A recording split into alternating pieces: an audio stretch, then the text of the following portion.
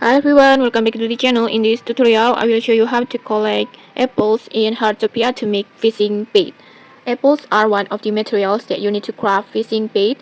And to get the apples, you just need to find an apple tree in this map on the map. And then once you see an apple tree, just take out your eggs like this. And then it's just walk closer to the tree like this, and then just tap your eggs button like this,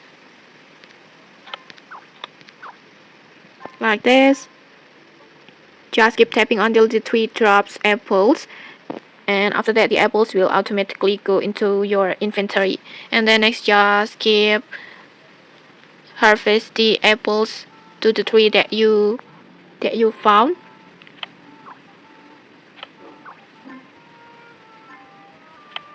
like this. And okay, that's it. It's super easy, right? Now you can use those apples to create bait and start fishing. And okay, maybe that's it. If you found this helpful, don't forget to like, comment, and subscribe for more tutorials. Thanks for watching, and see you.